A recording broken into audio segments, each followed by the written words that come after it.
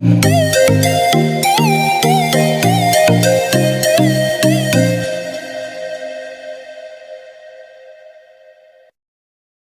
करेंगे अपना, that is what your vector loss. ठीक है, जैसे कि देखो मैकेनिक्स हमारी क्या है, पूरी फोर्सेस की स्टडी है। तो फोर्सेस इज यू कैन से दी vector quantity, force is a vector quantity. Okay, तो वेक्टर्स के लॉ थोड़े से अलग होते हैं। वेक्टर के लॉ क्या है, थोड़े से अलग होते हैं और लॉ से, है ना। तो इनको डील करने के लिए, इसकी मल्टीप्लिकेशन के लिए, एडिशन के लिए, सब्ट्रैक्शन के लिए, like you can say the different different laws हैं। ठीक है, मतलब एडिशन सब्ट्रैक्शन का तो एक ही है। ठीक है, तो वेक्टर का लॉ मतलब यहाँ पे हम रिजल्टेंट निकालने की बात कर रहे हैं। जैसे कि मेरे पास कोई क्वांटिटी है, सपोज 10 kg प्लस 2 kg। मैं डायरेक्टली इसका रिजल्ट क्या बोल सकता हूँ, इसका रिजल्ट क्या होगा, 12 kg, है ना, 12 किलो होगा। ठीक है, क्योंकि ये क्या है, ये हमें पता है मास क्या है, मास स्केलर क्वांटिटी है। मास में अर्थमेटिक लॉज लगते हैं, डायरेक्टली आप उसमें कर सकते हो। ठीक है, लेकिन अगर वही मेरे पास 10 न्यूटन है और 2 न्यूटन है, तो मैं इसका रिजल्ट क्या बोलूँगा, क्या बता सकते हो। इसका रिजल्ट कुछ भी हो सकता है। इसका हमेशा ये नहीं कि 12 न्यूटन ही होगा, आप डायरेक्टली बोल दो कि 12 न्यूटन होगा, नो। ठीक है, ये डिपेंड करेगा इनकी डायरेक्शंस क्या है, इनके एंगल्स क्या बना रहे हैं ये। ठीक है, तो वेक्टर के लॉ रिजल्ट निकालने के हमेशा रिजल्टेंट निकालने के अलग होते हैं। ठीक है ना, क्योंकि ये हमारी क्या है, वेक्टर क्वांटिटी है, इसमें डायरेक्शन का भी रोल होता है और डायरेक्शन के हिसाब से ही रिजल्ट निकलता है। ओके, ठीक है, तो सबसे पहला हमारे पास लॉ आता है रिजल्टेंट निकालने के लिए, जिसको हम बोलते हैं पैरेललोग्राम लॉ। पढ़ा होगा आप लोगों ने मैथमेटिक्स में भी।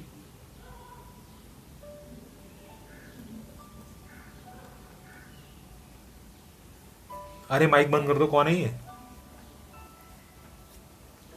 Parallelogram law. ठीक है, ये लॉ हमारा दो वेक्टर क्वांटिटीज का रिजल्टेंट निकालने के काम आता है। मतलब दो वेक्टर क्वांटिटी को जब ऐड करेंगे तो वो क्या रिजल्ट देंगे, वो निकालने के काम आता है ये लॉ। ठीक है,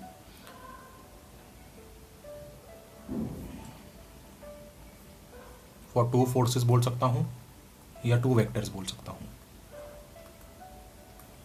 है ना।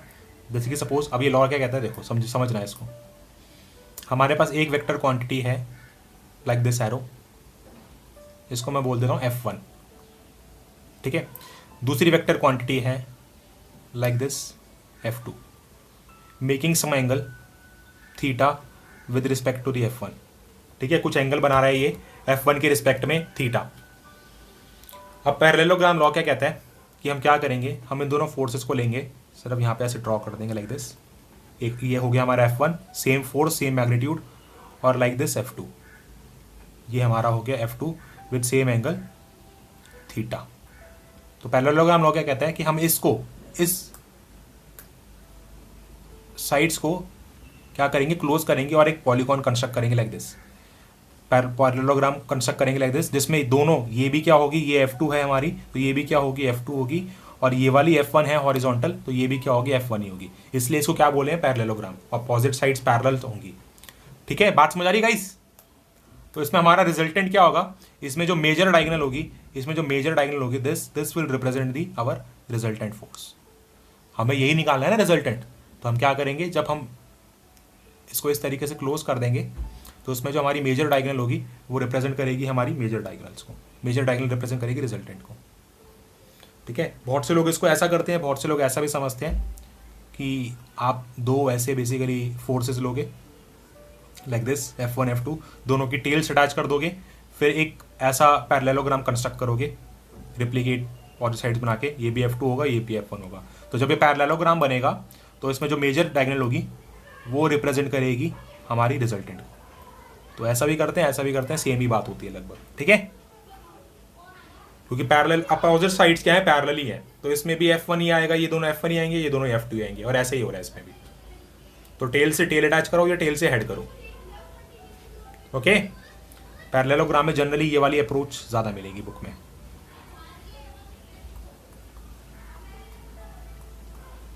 ओके, और ये जनरली ट्रायंगुलर लॉ में मिलती है, ये भी सेम इसी की तरह ही होता है ट्रायंगुलर लॉ में, क्योंकि यहाँ से ज़रूरी नहीं है आप ये साइड्स बनाओ, आप इसको डायरेक्टली भी अटैच कर सकते हो इसके साथ, इस साइड के साथ, तभी भी वही रिजल्ट मिलेगा। अब देखो ये जो तरीका है ये ग्राफिकल मेथड है, ये जो तरीका है हमारे पास ये ग्राफिकल मेथड है। अब हमें एग्जाम में ग्राफिकल मेथड तो यूज़ होगा नहीं, हम कोई पेन पेपर स्केल थोड़ी लेके जाएंगे वहाँ पे जो उससे करेंगे। है ना, हमें इसका चाहिए एनालिटिकल प्रूफ, हमें चाहिए एनालिटिकल मतलब फॉर्मूला चाहिए हमें इसका, ठीक है। तो वो फॉर्मूला हम लोग ट्रिग्नोमेट्री से निकालते हैं, हमारे पास हमें रिजल्ट चाहिए इसका, रिजल्टेंट आर, तो वो रिजल्टेंट का फॉर्मूला आता है that is R is equal to the F1 square plus F2 square plus twice F1 F2 cos theta, ये हमारा आर रिजल्टेंट आता है, ठीक है। तो हम इससे दो फोर्सेस का रिजल्ट, दो फोर्सेस को ऐड करके जो रिजल्ट आना चाहिए वो हम इस फॉर्मूले से निकालते हैं, ठीक है। क्योंकि यहाँ पे क्या है, एंगल भी आ गया, इन दोनों के बीच में एंगल क्या है, कॉस थीटा, उसका भी इफेक्ट आ गया। तो इस लॉ को यूज करके, इस रिजल्ट को यूज करके हम उसका वो निकाल सकते हैं। अब ये देखो, ये वेक्टर क्वांटिटी है, वेक्टर क्वांटिटी में हमें हमेशा दो चीज चाहिए होती है, एक चाहिए होता है मैग्नीट्यूड, मैग्नीट्यूड तो निकल गया इससे, अब दूसरा क्या चाहिए, एंगल। गाइस बात समझ आ रही क्या बोल रहा हूं, अब दूसरा क्या चाहिए, एंगल। एंगल कैसे निकालेंगे हम, ये F1 का, F1 के साथ यहाँ पे D रख के एंगल मेजर कर लेते हैं, रिजल्टेंट कितना बनाता है, इसको बोलते हैं अल्फा। तो इसका भी हमारे पास एनालिटिकल रिजल्ट है, that is 10 alpha is equal to the F2 sine theta upon F1 plus F2 cos theta. ये हमारे पास इसका रिजल्ट है अल्फा निकालने का, हम 10 इनवर्स कर देंगे तो यहाँ पे हमारे पास क्या है, अल्फा आ जाएगा। तो हमारे पास मैग्नीट्यूड का भी काम हो गया और डायरेक्शन का भी काम हो गया, आर का काम हुआ मैग्नीट्यूड से, अल्फा का काम हुआ डायरेक्शन से, ठीक है। डायरेक्शन मतलब एंगल ही होता है ना। तो दोनों चीज हमारी रिजल्टेंट की यहां से आ जाएंगी वेक्टर क्वांटिटी की, कि इन दोनों फोर्सेस का, इन दोनों फोर्सेस को आप इस आर फोर्स से रिप्लेस कर सकते हो विद एंगल अल्फा। जो दो फोर्स का इफेक्ट बॉडी के ऊपर इस F1 F2 का थीटा एंगल पे होगा, वही ये सेम इफेक्ट आर प्रोड्यूस करेगा एट एंगल अल्फा, ओके। तो ये फॉर्मूलेज बहुत इंपॉर्टेंट है, आर और 10 अल्फा वाले। इसमें कोई किंतु परंतु थोड़ी होता है भाई, मैथमेटिकली प्रूव होता है ट्राइंगल से ही। इसमें क्या होता है, हाँ इसमें क्या होता है, जैसे यही तुम्हारा F2 बन रहा है, इसका कंपोनेंट ले लेते हैं तो पाइथागोरस लगा सकते हो। इसमें ये F1 हो गया, ये F2 कॉस थीटा हो गया और ये F2 साइन थीटा हो गया, ठीक है। इन दोनों को एक साथ ऐड करोगे और स्क्वायर कर दोगे, इसको अलग ऐड करके स्क्वायर करोगे, तो पाइथागोरस लगा दोगे तो आर आ जाएगा, ये रिजल्ट आएगा, देख लो चेक करके। और ऐसे ही ये अल्फा निकालने के लिए, ये अल्फा निकालने के लिए एंगल, इसमें 10 अल्फा लगाते हैं, तो 10 अल्फा क्या होता है, P अपॉन B। तो ये P है F2 साइन थीटा अपॉन में F1 plus F2 cos theta, ये B हो गया, ये लो हो गया। समझ आ गया, बड़ी तेज बुद्धि है भाई तुम्हारी जो पकड़ लिया तुमने ठीक है, चलो अच्छी बात है, समझ आ गया तो अच्छी बात है, नहीं आया तो उसको करके देखोगे तो आराम से आ जाएगा, कुछ नहीं है, खास नहीं है। बाकी रिजल्ट याद रखना है हमें, हमारे लिए जो मेन है वो रिजल्ट है, ठीक है ना। चले भाई आगे, चलो भाई थोड़ा उठ जाओ, सुस्त, इतने सुस्ता क्यों रहे हो ये।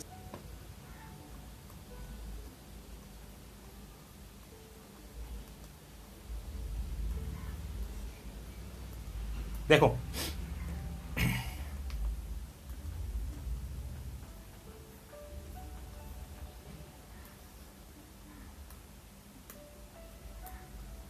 केस 1 है यहाँ पे कि अगर सपोज मेरा यहाँ पे थीटा 0 डिग्री हो तो रिजल्टेंट का फॉर्मूला क्या बनेगा और अल्फा क्या आएगा बताओ। सो कॉस 0 क्या होता है, 1 होता है, तो यहाँ पे ट्वाइस F1 F2 रहेगा, ठीक है। अब तुम इसको ध्यान से देखोगे तो यहाँ पे एक आइडेंटिटी फॉर्म हो रही है, that is a square plus b square plus 2ab, है ना। तो बेसिकली क्या हो जाएगा ये, तो इसको मैं डायरेक्टली ऐसे लिख सकता हूँ F1 प्लस F2 का होल स्क्वायर, और इसको मैं अगर अंडर रूट से बाहर ले आऊं तो आर क्या हो जाएगा, F1 प्लस F2, होगा नहीं होगा। और इसका देखो लॉजिक भी है ना इस बात का, इसको अगर थोड़ा सा अंदर और जाके देखोगे, F1 इस डायरेक्शन में है और F2 भी कैसे सेम डायरेक्शन में है, तो रिजल्टेंट क्या होगा, दोनों का समेशन ही तो होगा, है नहीं है। ये तो हमने मैथमेटिकली देख लिया, ये हमने समझ लिया कि दोनों थीटा 0 डिग्री होने का मतलब क्या है, अगर ये एंगल 0 हो जाए तो ये हॉरिजॉन्टल हो जाएगा ना, तो दोनों की डायरेक्शन सेम हो गई तो दोनों ऐड हो जाएंगे ना सिंपली, ठीक है। तो आप देख लो रिजल्ट से भी वेरीफाई हो रहा है, सिंपली दोनों ऐड हो रहे हैं, है ना। और आपका एनालिटिकली भी आप समझ सकते हो, जैसा भी आप देख सकते हो। अब मैं तुमसे यहां पे अल्फा पूछूं, अल्फा की वैल्यू क्या होगी, तो क्या बोलोगे, बड़ा धीरे बोला भाई, 0 होगा। F2 साइन थीटा क्या, साइन थीटा क्या होता है, साइन थीटा, बिल्कुल साइन थीटा जीरो होता है, तो ऊपर जीरो होगा तो नीचे कुछ भी हो, कुछ भी पॉजिटिव वैल्यू हो, नीचे जीरो ही रिजल्ट होगा, ठीक है।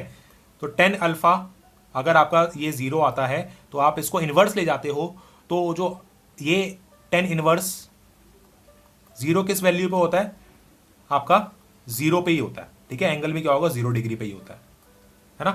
तो यहाँ पे आंसर क्या आएगा, 0 डिग्री। और ये भी बात बड़ी ऑब्वियस है क्योंकि जो इसका रिजल्टेंट है ये भी क्या है, इसका भी एंगल क्या है, हॉरिजॉन्टल ही है नहीं है।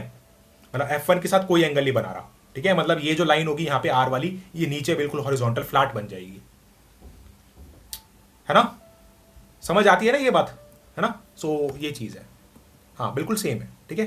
तो ये ध्यान रखना, इसका केस 1 सिंपल है, सिंपली कुछ नहीं है, एंगल्स वैल्यूज पुट करते जाओ, सब केसेस बनते जाएंगे और कुछ नहीं है। देखो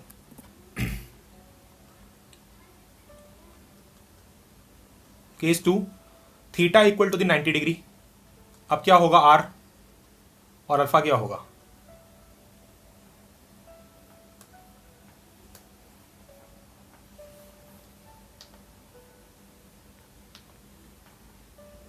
ठीक है।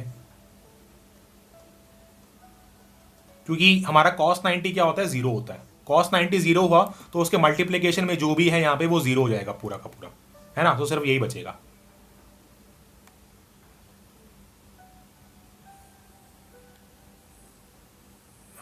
नहीं नहीं नहीं नहीं, आप कुछ गलत बोल रहे हो, थोड़ा ध्यान से देखो दोबारा। साइन 90 क्या होता है हमारा 1 और cos 90 क्या होता है 0, तो ये टर्म जीरो हो जाएगी, तो क्या आएगा, F2/F1 आएगा सिंपली, है ना। तो अगर मैं इसको सिर्फ अल्फा की फॉर्म में लिखूं तो tan inverse of the F2/F1, ठीक है। यहां से हमारा ये अल्फा आ गया, F2/F1 पुट कर देंगे, अल्फा आ जाएगा। तो ये बेसिकली है क्या, R is equal to the under root of F1 square plus F2 square. ये पाइथागोरस थ्योरम है एक तरीके से, है ना। पाइथागोरस थ्योरम ऐसी होती है ना।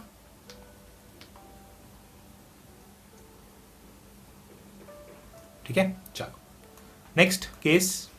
मतलब क्या है, एक फोर्स ऐसा है हमारा F1 और दूसरा फोर्स ऐसा है F2, ठीक है। अच्छा, मैं तुमसे अगर यहां पे शेप ऑफ पैरेललोग्राम पूछूं तो शेप क्या बनेगी इसकी, इस केस के लिए क्या बनेगी, स्क्वायर कैसे बनेगी बेटा, स्क्वायर में रेक्टेंगल में क्या डिफरेंस है।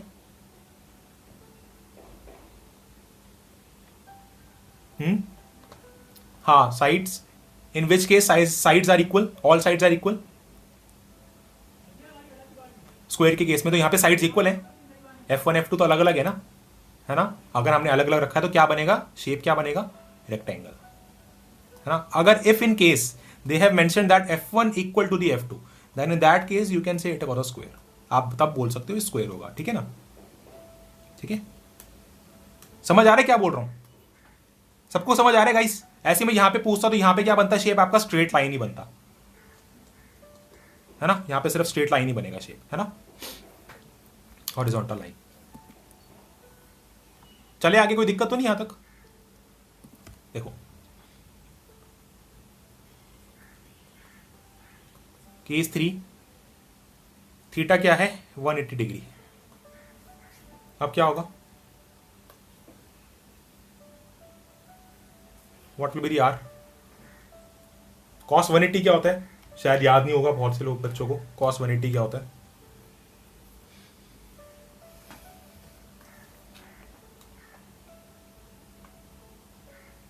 -1, ठीक है। तो अंडर रूट में अब क्या हो जाएगा, F1 square plus F2 square minus twice F1 F2, ठीक है। हाँ, क्योंकि अब ये आइडेंटिटी बन रही है किसकी, A square plus B square minus 2ab की, this will be equal to the a minus B whole square, ठीक है। तो यहां पे डायरेक्टली अगर मैं इसको लिख दूं, so that will be R F1 minus F2,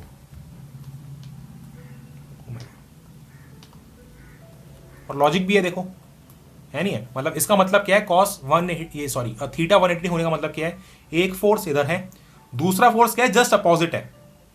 तो क्या होगा रिजल्ट, दोनों का सब्ट्रैक्शन ही रिजल्ट होगा ना, resultant will be the subtraction of the both, होगा नहीं होगा, है ना। तो यही है, अल्फा क्या आएगा इस केस में,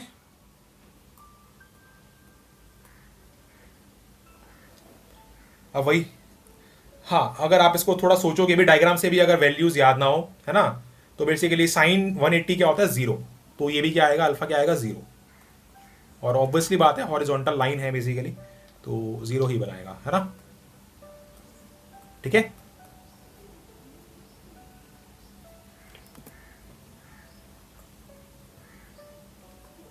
last, if theta here is a 270 degree, then r and alpha.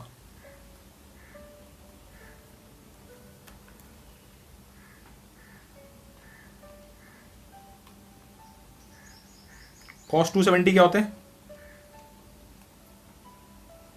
बड़ा धीरे बोल रहा है ये बेचारा, श्योर नहीं है ना।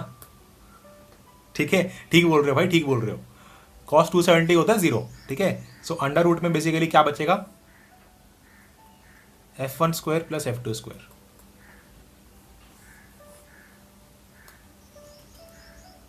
ठीक है, यही बचेगा, है ना, क्योंकि वो जो ट्वाइस f1 f2 है वो जीरो हो जाएगा cos 270 के साथ मल्टीप्लाई होके। और अल्फा क्या आएगा, साइन 270 क्या होता है,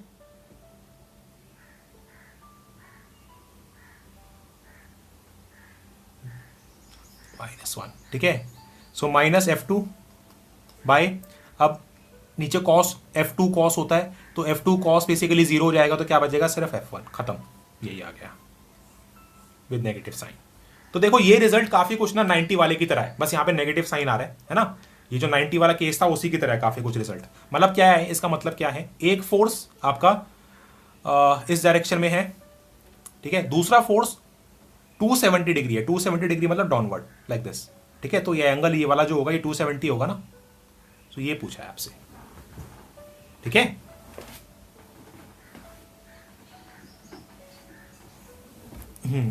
ये लो,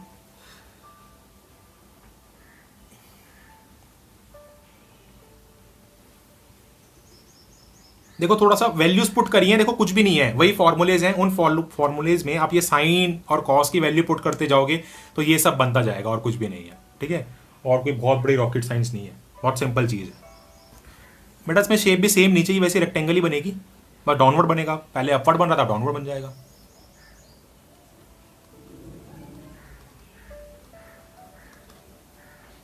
ठीक है, तो ये 4 केस है इसमें, बस फॉर्मूलेज में वैल्यू पुट करिए, आपका आंसर आ गया, और कुछ नहीं है। कोई भी दिक्कत है तो पूछ लो, नहीं तो आगे चलते हैं यहाँ तक।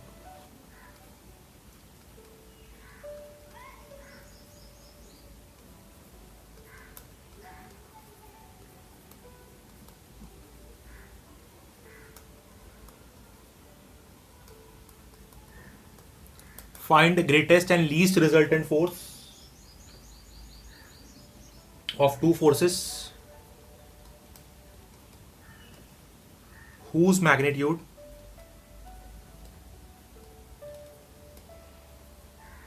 are 12 Newton and 10 Newton। बताओ क्या कह रहा है क्वेश्चन, कि greatest and least resultant force बताना है जहां पे दो फोर्सेस का मैग्नीट्यूड है 12 न्यूटन एंड 10 न्यूटन। तो कब ग्रेटेस्ट होगा, ग्रेटेस्ट कब होगा, 0 डिग्री पर, जब दोनों की डायरेक्शन सेम होगी, है नहीं है ना। तो फर्स्ट केस में क्या हो जाएगा आपका, first F R that is simply 12 + 10। Greatest तो यही हो सकता है इन दोनों का रिजल्टेंट, और कुछ नहीं हो सकता, है ना। सो कितना हो जाएगा, 22 न्यूटन। और ऐसी लीस्ट रिजल्टेंट क्या होगा, जब आपका थीटा क्या होगा, 180 डिग्री, 90 नहीं 180, अपोजिट ना। ठीक है, दो फोर्सेस दोनों opposite, so 12 - 10 that will B 2 Newton. हाँ, सो ये 22 और 2 न्यूटन, सिंपल है ना।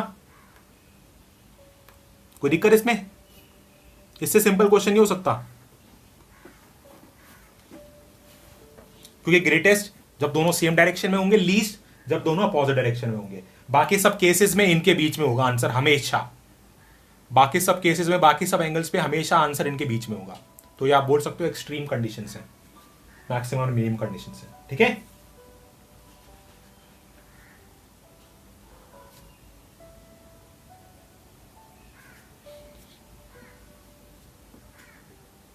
चलो अब एक अच्छा क्वेश्चन करते हैं।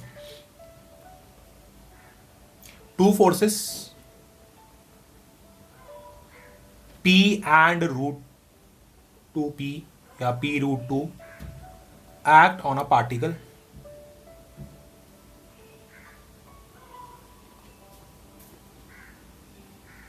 in directions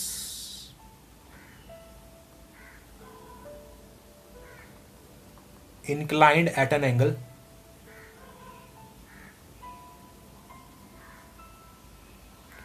135 degree to each other. Okay. Find magnitude and direction of resultant. Find magnitude, और कोई भी कैलसी यूज नहीं करेगा भाई क्वेश्चन करते वक्त, थोड़ा सा ईमानदार रहना। अगर आप कैलसी यूज कर रहे हो इनको सॉल्व करते हुए तो कोई फायदा नहीं है, क्योंकि पेपर में आपको कैलकुलेटर अलाउड नहीं है। ये क्वेश्चन है, दो फोर्स हैं P and P root 2 act on a particle in direction inclined at an angle of 135 degree. ठीक है, ये एंगल गिवन है आपको और ये दो फोर्सेस गिवन है। ठीक है, P की फॉर्म में, और आपको क्या निकालना है, मैग्नीट्यूड निकालना है and direction of resultant force. बताओ, मैं cos 135 तुम्हें बता देता हूं। ठीक है, अगर याद नहीं है तो -1/√2 होता है। ठीक है,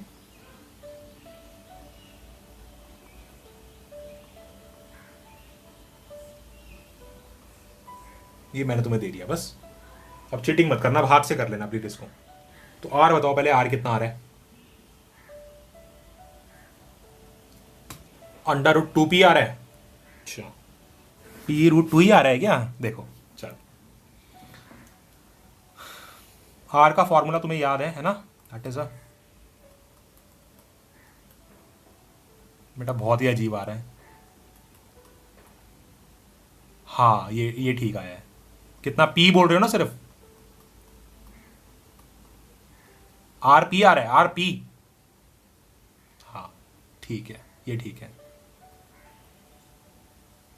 हाँ ठीक है, समझ गया मैं। ठीक है, F1 क्या, ये ले लो, और F2 क्या, ये ले लो। अब मैं यहां पे F1 रखता हूं P स्क्वायर और F2 रखता हूं P√2, तो क्या हो जाएगा, 2P स्क्वायर डायरेक्टली लिख दूं, plus twice into F1 P और P√2 इंटू cos 135, तो माइनस का 1/√2 है ना। अब √2 से √2 तो ये कैंसिल हो गया है ना। अब क्या हुआ यहाँ पे, ये माइनस का 2P स्क्वायर हो जाएगा, ये माइनस P है ना इसके साथ 2P स्क्वायर, तो ये कैंसिल हो जाएगा पूरा, तो खत्म। तो अंडर रूट में क्या बचा, P स्क्वायर, तो बाहर आएगा तो बचेगा P। ये था, वैल्यू मैंने तुम्हें दे दी, फॉर्मूला तुम्हें अभी पढ़ा है, जस्ट फॉर्मूला तुम्हारे पास है, सिंपली पुट करना था और क्या करना था। ठीक है, थोड़ा सा ध्यान से करो भाई चीजें। इंजीनियर बन गए हो तुम लोग, आधे इंजीनियर बीटेक के बाद बन जाओगे। ऐसी ऐसी गलतियां करोगे कैलकुलेशन में तो कैसे होगा। 1/√2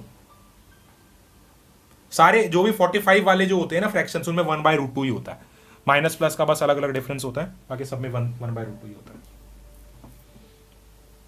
चलिए आगे। अच्छा, अल्फा क्या आ रहा है, अल्फा हुआ किसी का? अल्फा करते हैं 10 अल्फा। हाँ, हमें फॉर्मूला पता है, that is F2 sin theta upon 0 आ रहा है, देख लेते हैं। ठीक है, तो F2 कितना है यहाँ पे, P√2 और sin 135 इंटू √2, F1 P और F2 again P√2 into cos 135, that is -1/√2। तो ये √2 से √2 गया, और ये माइनस पी बेसिकली क्या हो जाएगा यहाँ पे, ये आपका 0। ठीक है, और ये P/0 हुआ ना, तो ये क्या है, यार है, तो ये क्या है, P/0 क्या होता है, इन्फिनिटी है ना, इन्फिनिटी। ठीक है, तो इन्फिनिटी 10 अल्फा कब होता है, 10 की वैल्यू इन्फिनिटी कब होती है, 90, तो अल्फा कितना है 90।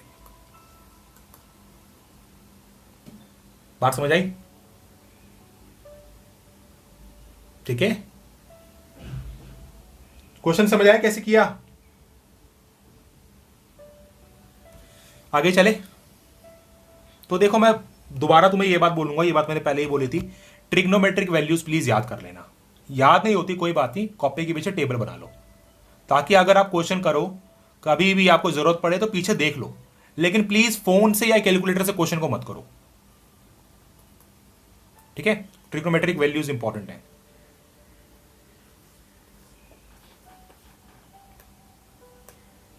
चले आगे, एक और क्वेश्चन करते हैं, अच्छा क्वेश्चन है।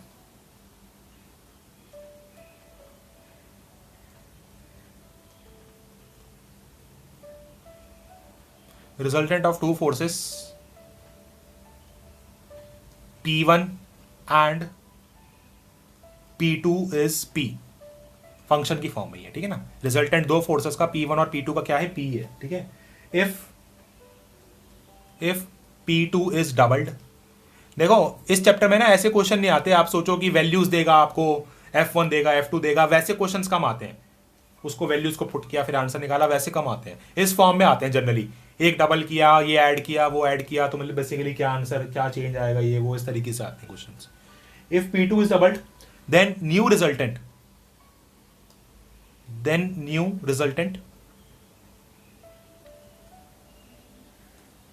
is perpendicular to the P1, ठीक है।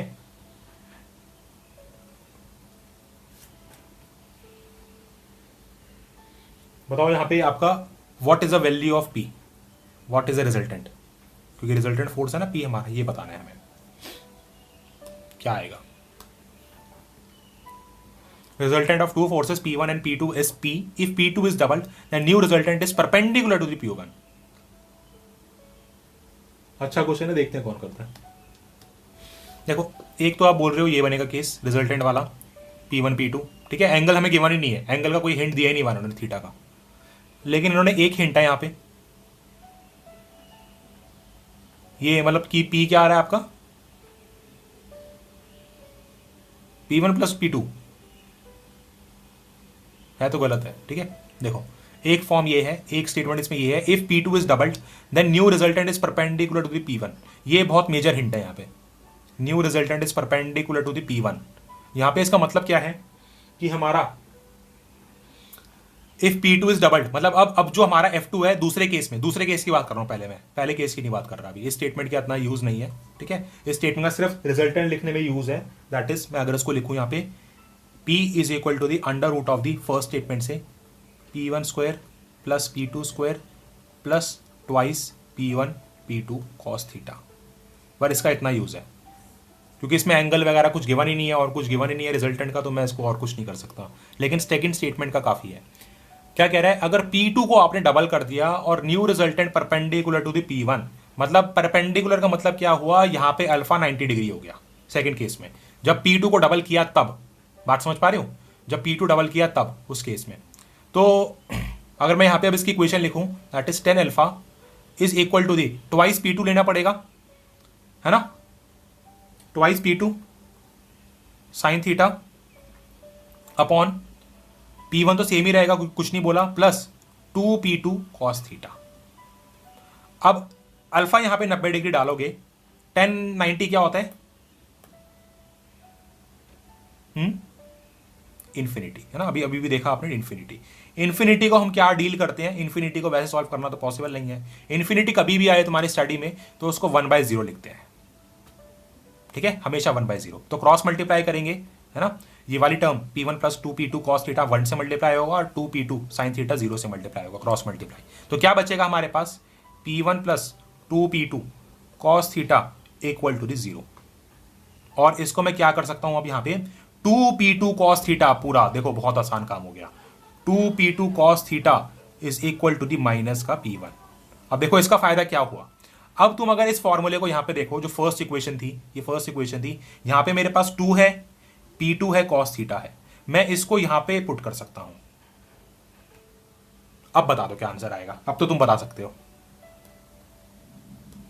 99% काम मैंने कर दिया, 1% तुम्हें करना है। कितना आ रहा है पी रिजल्टेंट फोर्स? अब तो बता दो गाइस, ऐसे मत करो।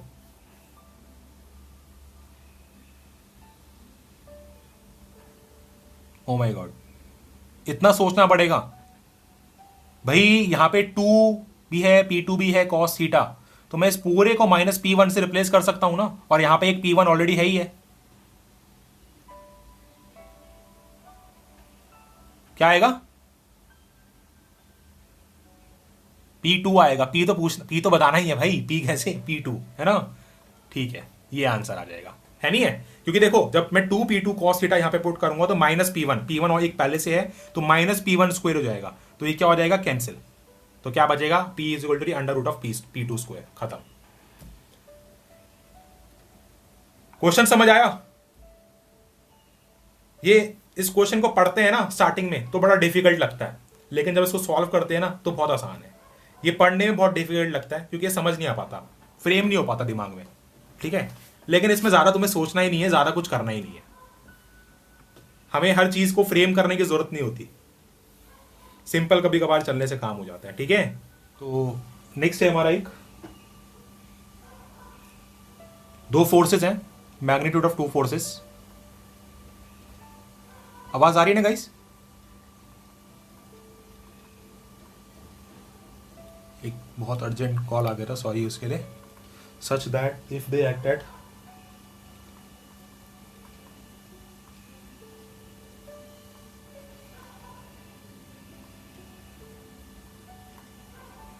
right angle, their resultant is under root 13,000 Newton, and if they act at 60 degree,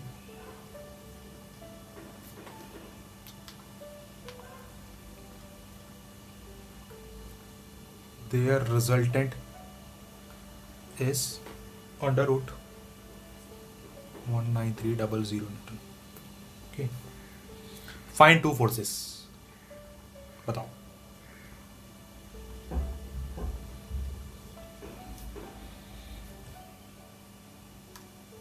देखो मैं तुम्हें हिंट दे देता हूं, दो इक्वेशन क्या बनेगी वो बता देता हूं, ठीक है। इतनी हेल्प कर देता हूं तुम्हारी मैं। पी स्क्वायर, अच्छा वो नहीं करूं क्या फिर? मैं तो वही हिंट दे रहा था तुम्हें, 13,000 ये बन रहा होगा एक, है ना। और दूसरी क्या बन रही है, P square plus P Q square P Q, ये कितना आ रहा है, इक्वल टू दी ये लो, इतना मैंने काम कर दिया तुम्हारे लिए, अब आगे का तुम कर लो। देखो अगर यहाँ पे मैं पी स्क्वायर क्यू स्क्वायर को इस वाले को यहाँ पे रखता हूँ 13,000, तो बेसिकली पी क्यू क्या आ जाएगा, 6300, है ना यार है। अब देखो, अब थोड़ा सा यहाँ पे तुम्हें अपनी मैथमेटिक्स लगानी, कुछ नहीं करना।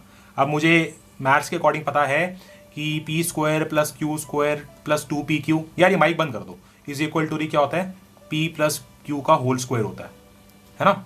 मेरे पास यहाँ पे P square plus Q square individually है, और मेरे पास यहाँ पे ये पी क्यू भी है, तो मैं यहीं पे इसको पुट कर दूंगा 13,000, और देखना ये तुम्हारा एक वो भी बनेगा स्क्वायर, ठीक है।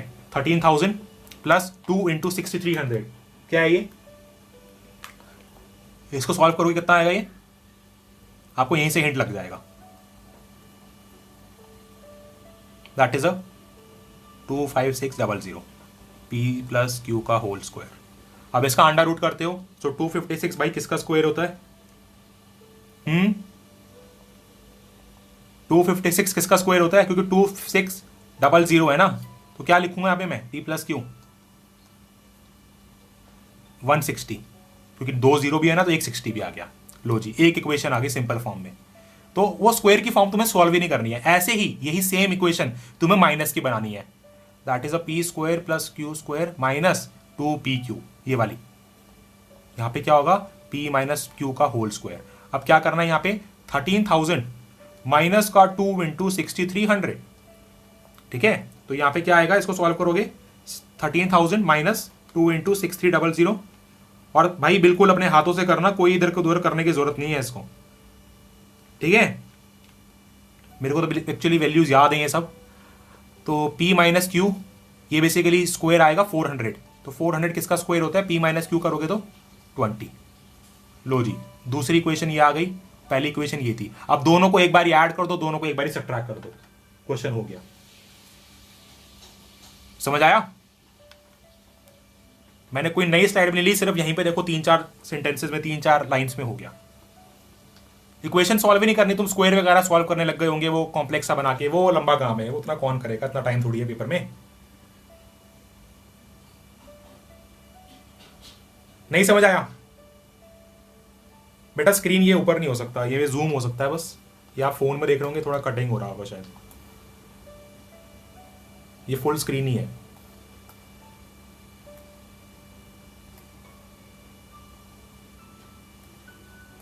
ठीक है, दोबारा बताऊं?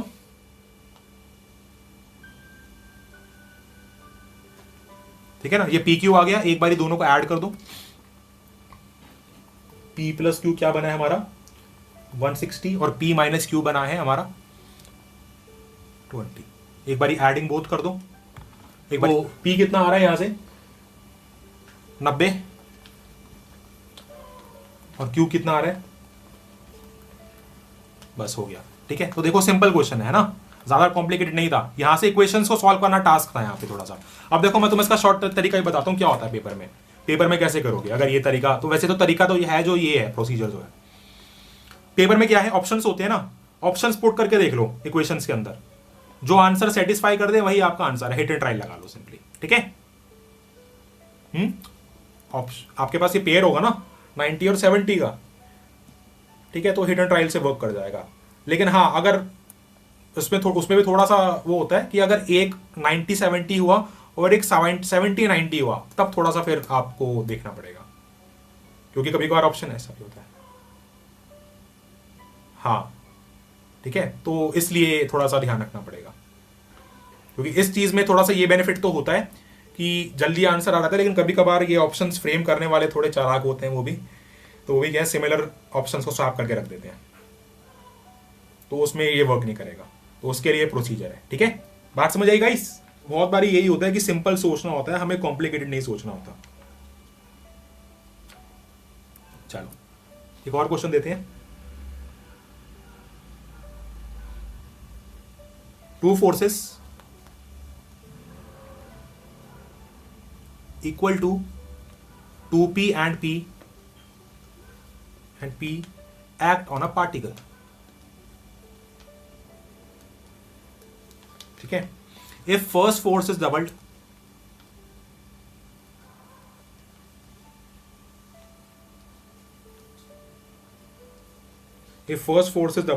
and second is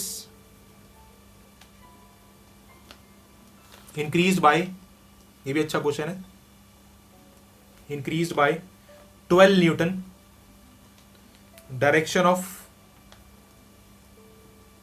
resultant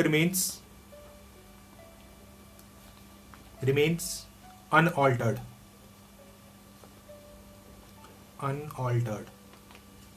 okay, then find the value of p।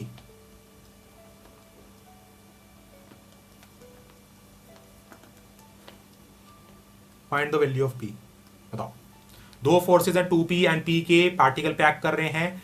अगर फर्स्ट फोर्स हमारा डबल हो गया है और second force is increased by 12 newton, then direction of resultant remains unaltered, so find the value of p।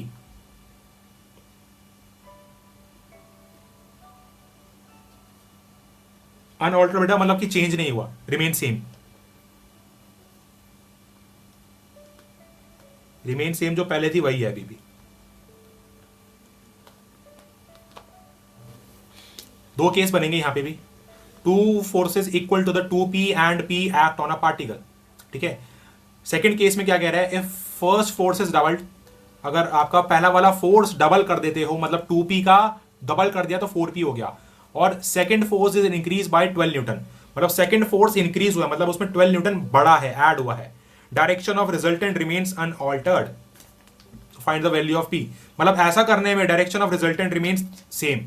So direction of resultant मतलब tan alpha दोनों के लिए सेम होगा, इस केस में भी टेन अल्फा सेम होगा, इस केस में भी टेन अल्फा सेम होगा, तो दोनों केस के टेन अल्फा इक्वेट कर देंगे, ठीक है। सो पहले वाले की इक्वेशन क्या बनेगी हमारा, that is a what, P sine theta, है ना, 2p plus P cos theta, first वाले केस में ये बनेगा। और ये इसका जो एंगल आएगा वो बराबर आएगा दूसरे वाले के एंगल के, मतलब कि जब फर्स्ट फोर्स डबल हुआ है और सेकंड में 12 ऐड हुआ है, तो p plus 2 12 sign theta upon में 2p मतलब 4p plus p plus 12 cos theta. तो ये है, ये सॉल्व करना है बस। तो साइन से साइन तो कटी, हाँ, p12 सही है,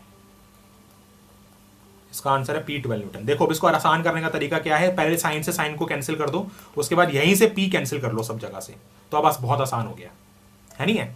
तो अब सिंपली क्रॉस मल्टीप्लाई करके सॉल्व करना है। 4p plus p plus 12 cos theta is equal to the p plus 12, और इसके साथ ये भी आएगा, यहां से p कट चुका तो क्या बचेगा 2 प्लस कॉस थीटा। ये अब तुम्हें सॉल्व करना है, ठीक है, ये मैं तुम्हारे लिए छोड़ रहा हूँ।